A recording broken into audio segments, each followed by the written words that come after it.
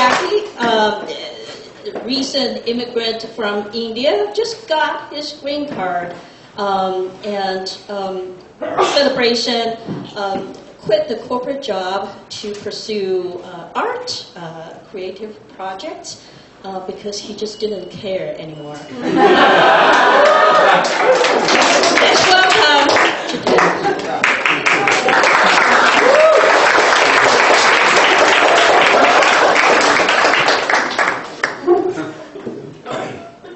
So, is this good?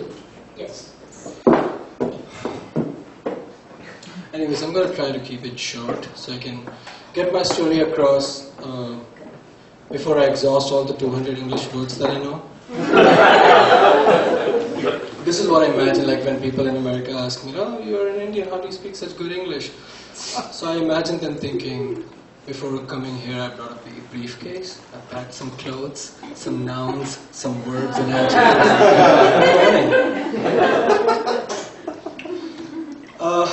So this story is called The Role That the US Immigration Played in Changing My Marital Status.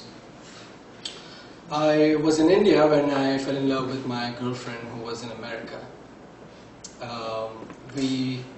Whitney and I met each other online, like the faithful true millennials that we are, on Facebook, and soon took our relationship to the next level by tagging each other on memes and such. Before we realized we had started dating and decided that we were serious enough to take it offline.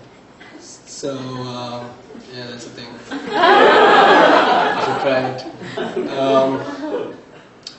Like I said, I was back in India, she was here in America, and it was still an exciting time. Imagine to go out for one date, you have to book flights all the way to Thailand, because you also believe in equality, so you want to make sure each partner comes halfway through.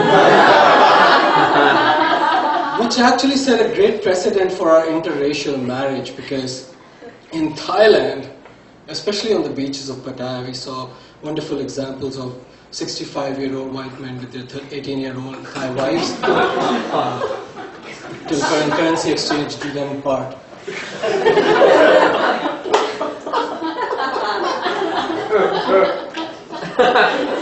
Over the next few years, we continued meeting each other over halfway points across the world.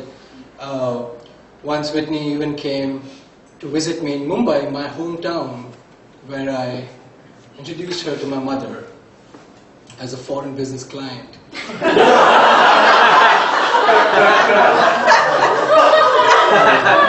Who was assigned to me to be taken care of. Which I did very well, I must add. And she decided, okay, now it's good time for me to visit her in America. So I applied for a tourist visa and I entered the Mumbai office of the US Embassy, which I also call the traveler's super conscience, because they get to decide whether it's the right time for you to take a vacation or not. But the moment I stepped inside the visa office, that's when I realized that if you belong to a so-called third world country, you are looked at as a criminal until proven innocent. The first question that the visa officer asked me was, how do I trust that you won't stay back in the US to seek illegal employment? Now, I wasn't employed at the time, so I wasn't even seeking employment in my own country. Nevertheless, it felt bad. I had been to 5 other countries until that time, so I had always honored my visa terms, and this whole line of questioning seemed bizarre. To give you a parallel, if the US immigration office were like a coffee shop, the first question that the barista would ask you would not be, how may I help you, sir? It would be, how do I trust that you won't spill coffee all over your shirt, sir? And someone, our lovely American patrons here, maybe you will burn this cafe down if I give you a hot cup of coffee. I'm like, because I have prior experience in handling my coffee. Plus, I'm paying you.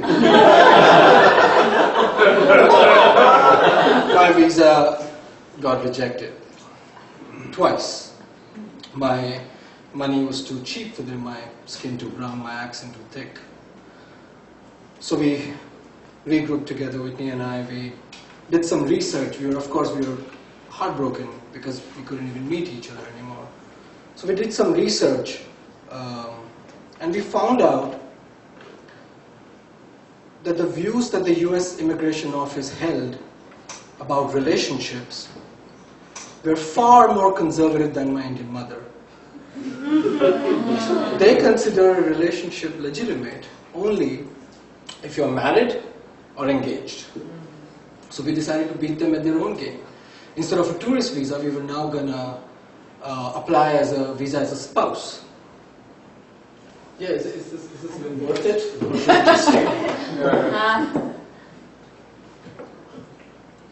Check. Hi, my name is Jitesh. How are you doing? All right. That's what you get after going after a singer.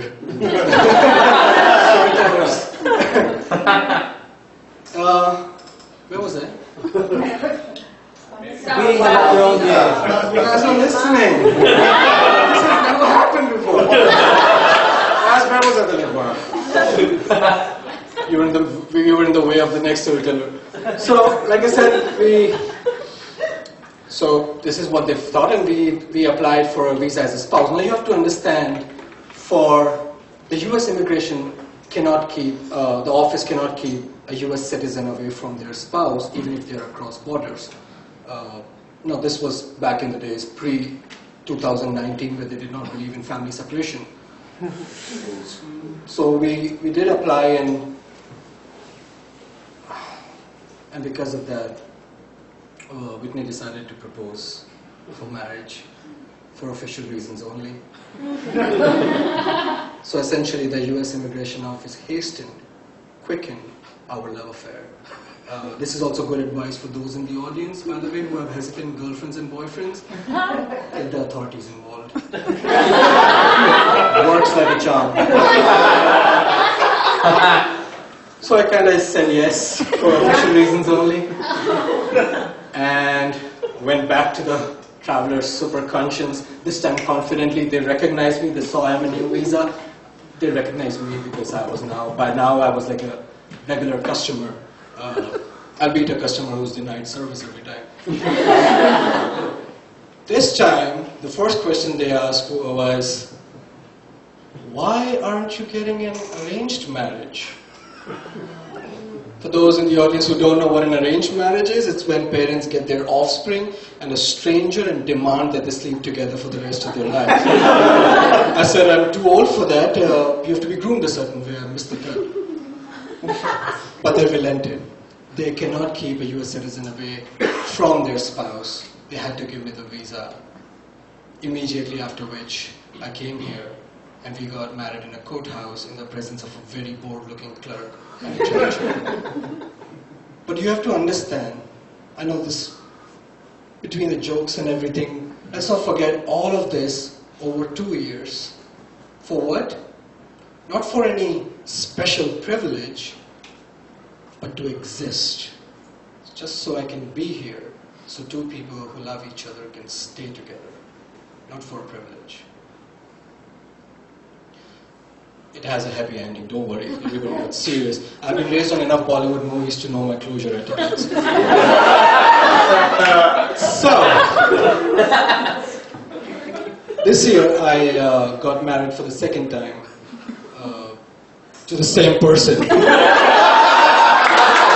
Whitney and I flew together to India just so we can get married in the presence of friends and family, so we can, for celebratory reasons instead of official reasons, so we can try our Indian ceremonial wedding and try our Indian traditional wedding garments, which are like regular clothes but on LSD. In the presence of not clerks and judges but on friends and families. And also to establish, for once and for all, that she isn't my foreign business client, but my very, in fact, twice lawfully wedded wife. I